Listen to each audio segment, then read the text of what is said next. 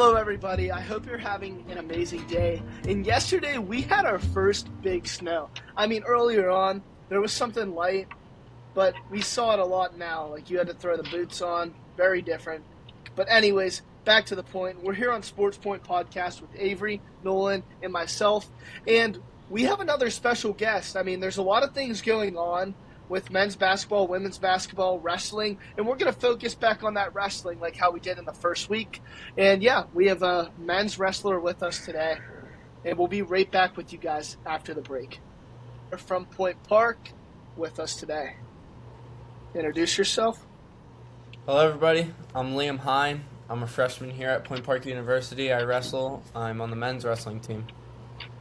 Thank you. And thank you for your time again. We really do appreciate it. For sure. And going off of that, I mean, you guys have had a lot of tournaments since we talked to Preston, the first guy in our first podcast. And I guess my question is, how is the team looking, and how are you feeling personally?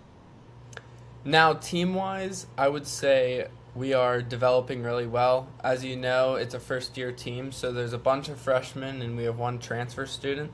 So with that inexperience comes these tournaments where we're going to have learning curves, right? There's going to be highs, there's going to be lows, but overall I'd say for most of the team we're pretty steady in the middle. We're doing a good job of using what our coach is teaching us in the room to develop in the matches, and we're finally seeing that stride that we're hitting, which is all you can really ask for, is getting better. Wins and losses don't matter, especially right now as our program is first starting to build up from the NAIA to the D2 level like we know with the transfer. So I'm very happy where our team is. And then personally, I would say I am doing all right. I'm always shooting for better, so I set a high standard for myself. Now, with being a freshman, I am wrestling anyone that's from 18 years old to 25. So it's a big gap, and I'm really just adjusting and adapting this year. Main focus is getting better as the team is, not the wins and losses on the scoreboard. Awesome. Kind of going off that, being a freshman, wrestling against older people, like, how do you feel like you compare to them? Like, is it harder? I mean, obviously, they have a little bit more experience, but, like, how do you combat that in your matches?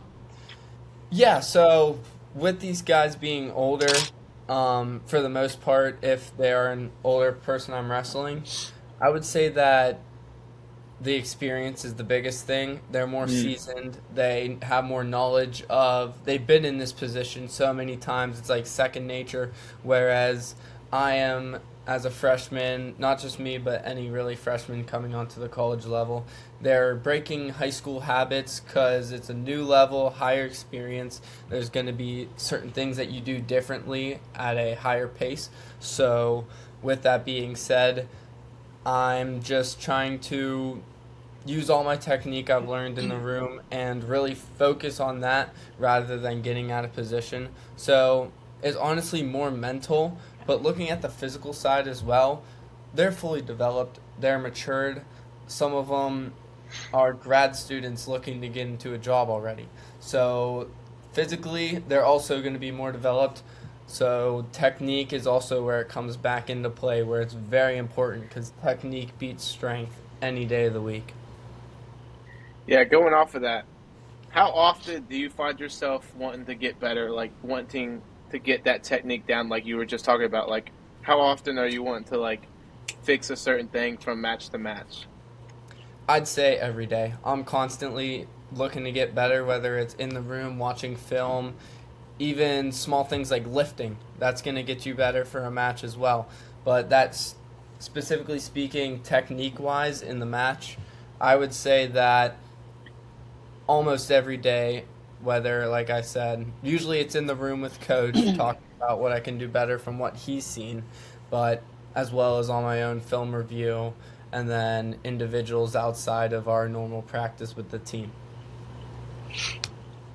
Yeah, I had a couple questions going off of that, but first I do want to congratulate you for placing early on in one of the first tournaments, actually, because that's extremely, like, that's a lot of success early on, and that's something really big for a freshman to see. And going off of that, you mentioned about the coach kind of talking to you guys about it, but I kind of was hoping you could dive deeper into what the coach really says to you guys, because like you mentioned, there is levels to it, and you're starting to see that as you go on through these tournaments. Like, what is he saying to motivate you guys through these? Because obviously it's not going to be simple all the time.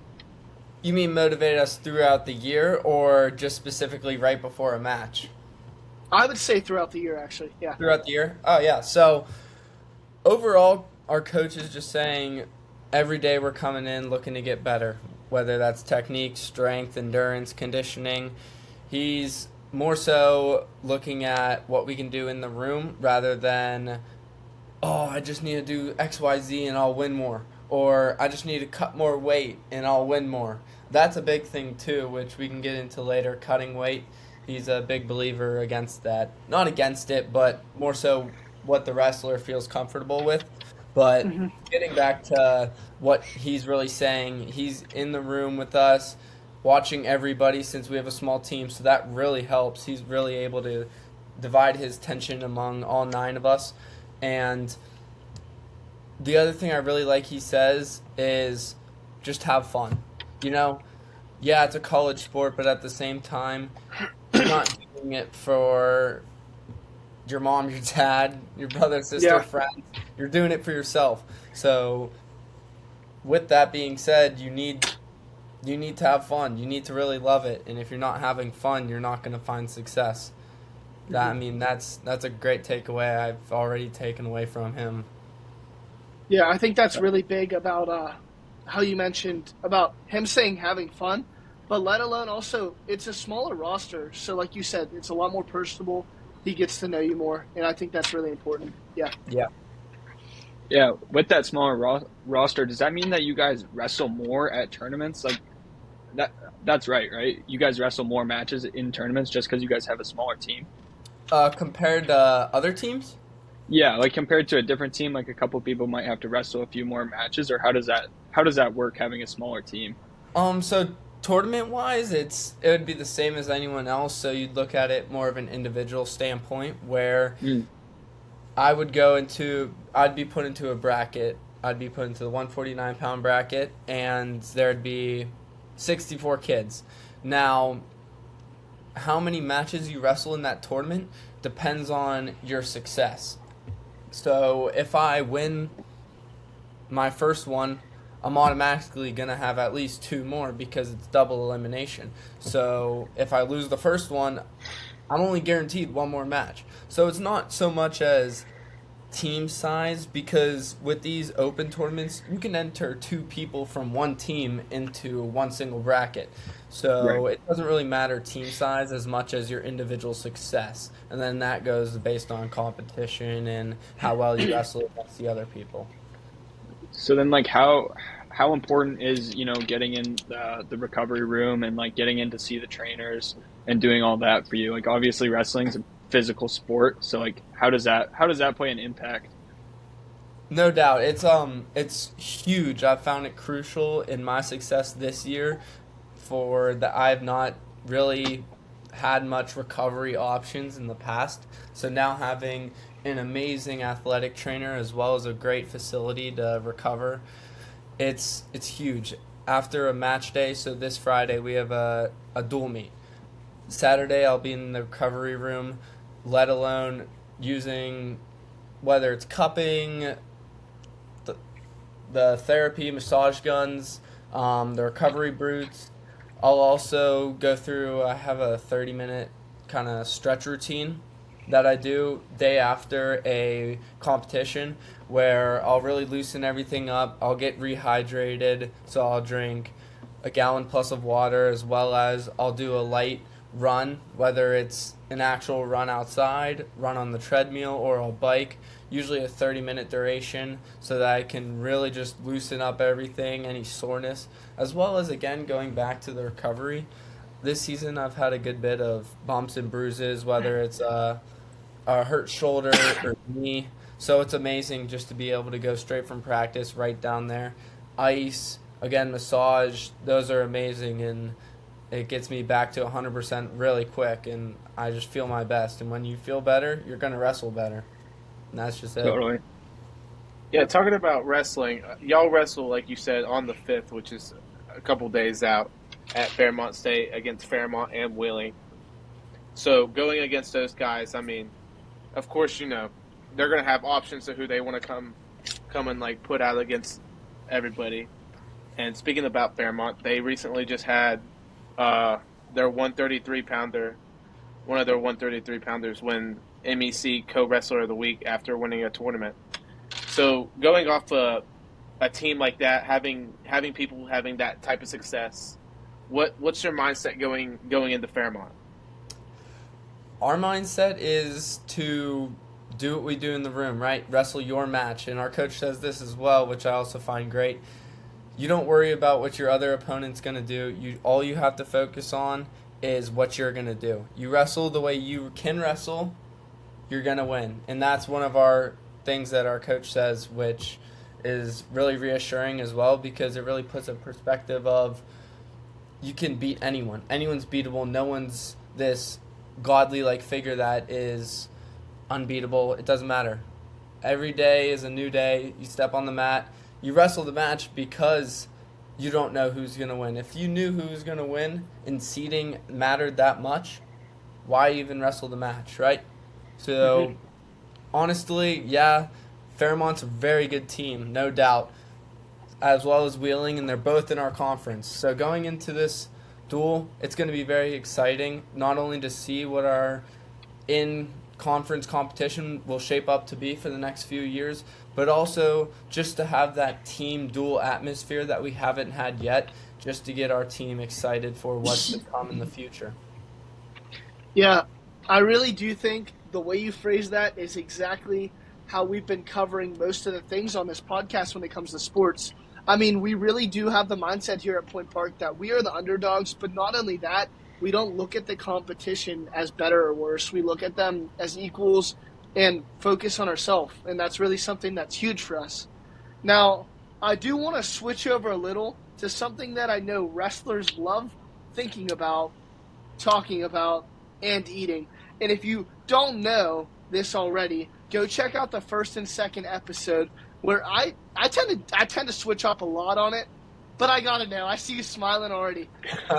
What is the best food, not at Point Park, but in Pittsburgh? And I know that you are pretty local, so you might have a better word on this than some of the other people. Oh, man, best food, like anything. It could be dessert, Anything, fast dude, food, anything. dine-in, anything. What's on your mind? Oh, what isn't on my mind is the good question. Gosh, I'd have to throw out. I'm a big dessert guy, so I'd say really any pie, any pastry type thing. And I don't. Yeah, I'm a huge sweet tooth, which is killer for cutting weight. But I don't have a specific go-to spot, sort of say. I just any sweet dessert item that presents itself, I'll be going. It's good. How much weight do you walk around at? So, like, what's your walk around weight versus wrestling weight? I think you said 148 or around there is what you wrestle I at. wrestle 149. Walking around during the season, at least, I'm usually anywhere from 155 to 152, which isn't bad. That's honestly pretty good for standard wrestling cutting. But in the summer, I know I was upwards 175. Yeah, there's actually a picture I saw of you, Liam, going around over Thanksgiving break. It seemed like you had a great Thanksgiving break talking about food. I saw a picture where you had about 5 plates at some some diner. I gotta know. I have to know, how was that? Because talking about, what is that, like brunch for you? Yeah, so I treated myself a little bit over Thanksgiving break. The 2 days I gave myself was the Sunday before I came back, and obviously Thanksgiving. dinner, so to speak. Thanksgiving dinner, I had two plates, like 2 plates of your normal traditional stuffing, turkey. I had a roll on there, and I believe there was one other thing. And then I had 2 plates of that, and then the dessert, which is where my sweet tooth kicks in. I had 5 slices of pie, 6 peanut butter brownies, and a cookie. So before going to Thanksgiving dinner, I was 152, and when I got home, I was 160. So I love to hear that someone else is eating good like me and loves food. And honestly, I gotta ask the question now. I mean, Thanksgiving just hit us, and it hit me well. I don't know about you guys. Clearly, Liam had a good Thanksgiving too. But what is your favorite part? Like the exact thing. I mean, you got turkey stuffing. There's all that stuff. But what is the one that stands on top? I mean, I think you're gonna go towards dessert because you've been talking about it. But you might surprise me. yeah, so I'm not a big person in picking favorites because I am very indecisive in the food realm because I love all of it. Uh, I'll give you a dessert category and a dinner category. So dessert, I'm going. There we go. It's basic, but I have to say it. Apple pie. It is my favorite. Nothing beats it. Apple pie, Thanksgiving dinner. Now the dinner portion, I cannot pass up my grandma's stuffing. It's not the normal stuffing in a bowl, so it's like a loaf. It's a brick of stuffing, so it's a little like the consistency isn't a normal like mush-ish stuffing. It's a loaf of bread. It's a more solid loaf of bread, so you like cut it and eat a piece of it. It's amazing. So good. I love it. Yeah, I'm gonna have to agree with you. I think stuffing is the best, but I will say I find it really weird. I don't know if you guys agree. I hope you don't. But personally, I think homemade stuffing is one of the best things you can make whenever it's made correctly. But one of my friends was like, he's like, "Oh, dude, the one out of the box, that one's like 10 times better than the homemade." And I'm like, I haven't had that, so I don't know. But I think homemade is always the way to go. What about you two? What are your options? Thanksgiving. I'm a big turkey guy myself. I don't know, protein can never go wrong. It's my favorite. Yeah. Yeah, I'd probably have to go with my cousin. She makes this great chocolate pie, and I mean, I crushed it when I was home. I'm saying she made 2 of them. I took at least one pie down. It was ridiculous. Let's go. I do got to Yeah. know though, Liam, does the ice cream in the dining hall, does that fill your sweet tooth, or is that not good enough for you? Uh, since I've been on campus, it's mostly been wrestling season, so I've had the ice cream maybe once or twice before the season started, but I haven't had it since. So honestly, it was good the flavors I had, but I haven't had ice cream in probably I'd say 3 months now. Whew. Phew. Yeah, I mean, we're talking about food, and I guess that unfortunately means cutting is part of that process for you. And you mentioned, I was a little confused earlier, and I know you said we'd talk about it later, so I think now's a great time.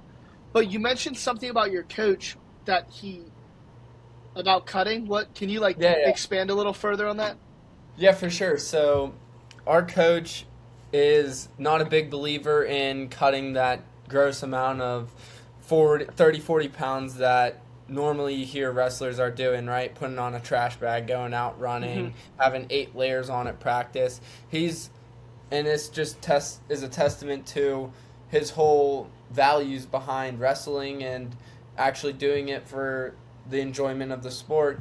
He says that you shouldn't be coming into practice with a set number of weight you're trying to lose or coming into practice with the mindset of losing weight. You should more so be coming into practice thinking, all right, I'm going to work on XYZ, whether it's I'm going to work on my high crotch, I'm going to work on my crackdown finish, I'm going to work on being able to turn a guy on top. So With just that small mindset, and it might seem small to others, but really it's a huge change to the philosophy of practice, which can make or break a wrestler's honestly career. Because if you're cutting too much weight, then at that point you're worthless at whatever weight it is you're trying to go. So I just think it's really cool to have a coach like that when it's very not typical to see on the wrestling scene. Yeah, definitely. Yeah. I mean, going off of that, it is a little confusing, but I understand where you're coming from because in a way, he's kind of taking your mind off cutting and focusing on like the specific things you actually have to work on as a wrestler, which I guess mentally that is better because you're not like, oh my gosh, I got to drop 5 pounds during this practice. And you're probably speeding through things, looking like 10 times sloppier than usual. And I mean, I honestly think, yeah, it's different, but that's really cool. That's something that I didn't know about. Yeah, no doubt. But It's yeah, for the better. yeah, I guess definitely. that probably helps the cutting too, like not having to cut that much, especially at school with the dining hall. I know Preston said that he struggled a little bit with the dining hall food. Um, so I guess that probably helps with that. Yeah, it Yeah. does. And I know some kids on the team which they don't cut at all. They eat whatever, wrestle at whatever they weigh, and honestly, more props to them because I'm cutting down. Yeah. I mean, it got to be healthier as well. But yeah, like keeping them healthy and not cutting too much where they're super dehydrated before like matches and all of that. But yeah, no, Yeah. I mean, I think we really did cover a lot with you today. And since it was Thanksgiving, we're very grateful for you today and thankful that you could give your time of day for this podcast. And good luck to the upcoming events as well. But yeah, Thank you very much. I appreciate all y'all having me on this podcast today. I appreciate it. yeah, definitely. All right, guys, we will see you guys right after this break.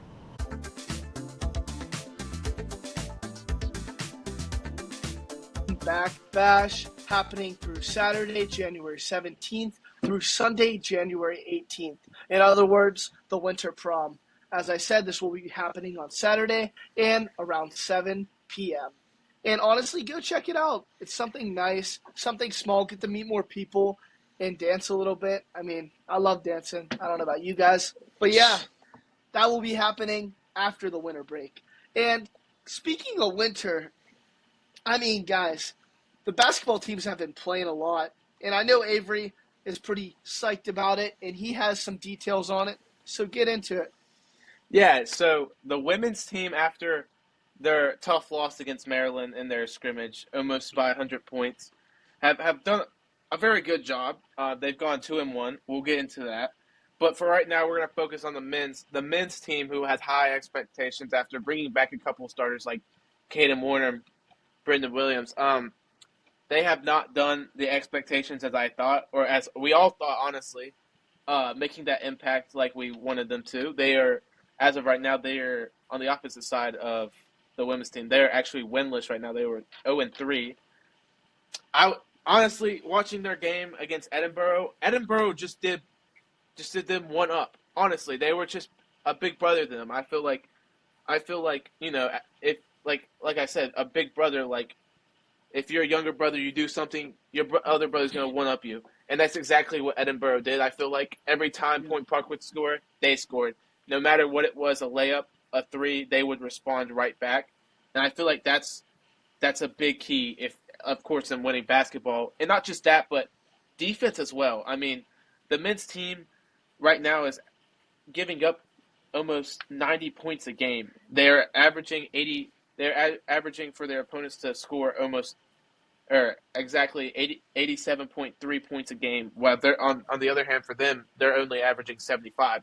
So honestly, I feel like the biggest key for them right now is that one, they're honestly undersized. I mean, a big transfer they had come in, Greg. Johnny actually got to talk to him. Johnny, if you want to get into that. Yeah, I mean, kind of what you mentioned. He said it was kind of a weird adjustment for them. I guess the coaching, I'm not criticizing coaching at all, but I'm saying from their perspective, it's different.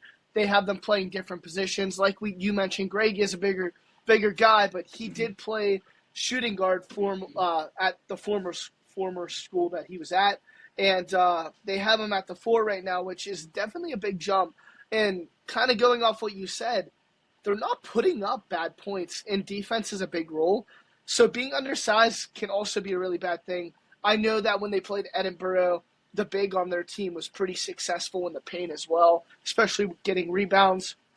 And that can't really happen, but it's really just going to be a big adjustment for them. I think it's something they're starting to see early on, and there's definitely ways to get around it. Probably play types as well, taking advantage of deeper shots since they can't get as big in the paint. But yeah, that's what I kind of have off of that. Yeah, I think a player too that's kind of, stepping up to, the plate is, Aiden Anderson. I know in that Tiffin game, he dropped almost 30 points. Yeah. I think they only scored about, like around 80 points. So like almost half the team's points come from Aiden Anderson there. But I think they also did a good job in that game of, kind of spreading the ball around. Like I know, that Grant Welch and Caden Warner finished with 15 and 10 points. So like it seems like they're sharing the ball pretty well. I think like you guys have both said, they just need to pick up on the defense side a bit more, because like they're not putting up bad numbers. Yeah, absolutely. Talking about their games, the second game before Tiffin, they faced Pitt Johnstown, which is a well-rounded team, I would say, for the PSAC. And, for us being different and being in the Mountain East, which is majority of all of it's in West Virginia, and another team from Pennsylvania actually is about to come into it. Yeah, talking about Aiden Anderson, talking about Aiden Anderson, he's been the most consistent so far. He had 22 points in that game as well. About spreading the ball, I just feel like consistency about spreading the ball and getting everybody a share to have the opportunity, not to just, have a point, but being able to, be like, hey, like we have all these shooters that we believe, no matter who's going to go out, like our sixth man, seventh man, eighth man, like we're going to have guys that need to shoot. Now, that was probably the biggest problem against their game against Johnstown. I feel like, a big guy that we were praising, Caden Warner, a returner, who we thought was going to do amazing, had no points in that game. So just having the opportunity to, have a guy like him not score points is obviously going to be one of the reasons you're not going to win. I mean, having a guy that you were praising, like I said. Yeah, I think that like scoring by committee is huge, right? Like everybody just chipping in, everybody doing their part plays such a role. And like, even if you are a star player, like, and you're not putting up points, like you need to make sure that your teammates, he's putting up points, and that kind of thing, just scoring by committee. And I mean, like we said about passing the ball around, you got to remember that Point Park, with a lot of sports, especially with basketball, they hit that portal pretty hard. They got a lot of transfers in, and some of those guys are looking for some glory. I'm not going to put that back at all. I'm going to be honest, and I think that could play a role. Team Chem got to build probably a little more. I feel like that's every team now, to be honest, and it's good. In a way, I'd rather see a team not start super hot and get hot later on than start super hot and die down. The end. Yeah. Because then exactly. you're like, what the heck is going on? Like, we were so successful against UPJ, all these teams, like, say it was flipped around, and then we get to a lot of section games and we start losing. So also it being like non-conference and in the PSAC is also different. But yeah, I think that plays a role. But I do have a question. I know we mentioned before, last podcast, before they really kicked into it, maybe a couple scrimmages, but not much. Do you think them not playing home plays a role? Because we don't really know yet, but it hasn't been as successful away. Yeah. So, I mean. Yeah, honestly, I feel like it is because, having a couple games, like having the first game with students there and before Thanksgiving break was probably a big help. Having that extra crowd feel when you're having that, like I said, against Edinburgh, that game was before Thanksgiving break. So having that extra cheer of one-upping your opponent is always going to help, especially if for y'all, of course, like say, you know, Johnny, you give up a home run, like they're going to cheer. They're not just going to be like, okay. They're going to cheer and be like, let's go. Nolan, if y'all give up a goal, goal, like, they're going to cheer. It's not just like, I feel like that also like brings confidence, and sometimes it brings people down. Like, obviously, it seems like it has for Point Park as of right now. Yeah, I'm also curious, like not just the away, like playing away. I wonder if like not going home necessarily for Thanksgiving played a role. I know Yeah. they had that break, so obviously they didn't get to go home. They had to stay at school, and like I know lots of the kids on the team aren't necessarily from here, which means they're definitely not going home, right? Where other teams may have family that's closer to home. Being able to just like sleep in your own bed is probably a nice feeling, right? So I wonder if that Yeah. played a role at all. Yeah, I actually think that's a great point you bring up. Homesick is definitely a thing. And, I mean, a lot of people, as they should, prioritize family over a lot of things. And that can play a role for some people on the team if that is the situation. And I do think they'll figure things out. I'm Yeah, not concerned. They have a lot of great players on the team, a lot of great transfers, and right. I think the future is very bright for it. But they just got to figure the kinks out early up. That's how it works. Yeah, But on the positive side of things, kind of backing off of that and letting that progress, I think I gotta apologize because the women's basketball team, I was a little confused about how high of a scoring game it was against Maryland. I didn't really put in perspective that they're a very good team, but Yeah. now we're seeing so much success with that program, and I think it's amazing. I think it's really good. Yeah, I feel like their success is coming from passing the ball around. When you're looking at the box score, you're not just seeing one person have like 50 points. You're Yeah, having an average of people only like getting 20. Unlike the men's team, Aiden Anderson having almost half the team's points. You're seeing these girls, these women, being able to have that team chemistry to pass the ball and have that confidence to be like, hey, I trust these women to go out there, no matter who's out there, and shoot the ball. Like it's just like what's working for them. Like their first game, I mean, the highest person on the team had 14 points. They're passing the ball around. Of course, yeah, that wasn't a high scoring game, but they're passing the ball around in a 56-50 win. I mean, it's going to be a defensive game if that's going to be the case. Why not pass the ball around to people that, if they're going to focus on one person, let's go for another. And against Johnstown, they're passing the ball again. I mean, the highest person on the box score only has 15 points. So I feel like that's where their success is coming from. It's not just coming from one person; it's coming from the whole team. yeah. for sure. I think that's really good too. Like I think we talked about it with the men's, but like I think we do see the women doing it, right? Scoring by committee. Right. And I do think that they do have the ability to where if somebody needs to step up, I think they have that ability to, you know, Yeah. take over a game in a way. Like if everybody's not going, like I think they all kind of have that dog in them almost, where they can just Yeah. like step up and they can score points when needed, right? Right. Yeah, that dog in them. I like that. Bringing that back. That's good. Yeah, I mean, kind of going off of that, it makes me think. Like at first, I was very confused why putting them up against Maryland was an option. But now that I look back on it, I think that's one of the smartest things the coaches could have planned Yep. out. If they were the AD, whoever was really planning that out, that was pretty genius of them because yeah, they lost, but they saw such a high level of competition. And Right. no offense to D2, but Maryland's a great school. It's a bounce back for them to score points and still provide against a team like Maryland, and now seeing that strong success going on with them in conference and non-conference D2 games, that is phenomenal. I think that's something that many teams and many programs here at Point Park should take advantage of. Yeah. Right. You get better playing against better competition, right? Like Exactly. you're not Yeah. going to get better playing against someone worse. You can always take away something too from a game like that, right? There's got to be some positives. So yeah, I think that was a really smart move. Yeah, and I feel like not just that, but I'm pretty sure they got paid for that as well. Yeah, So Yeah. like getting better learning and still getting paid for your team. I mean, I wouldn't complain about that. If I'm gonna learn from getting my butt beat, I'm gonna take the money. I just feel like going off of that, like the women's, I feel like them being able to pass the ball around is good, but not being able to get over about 60 points, I feel like is going to be the biggest part for them.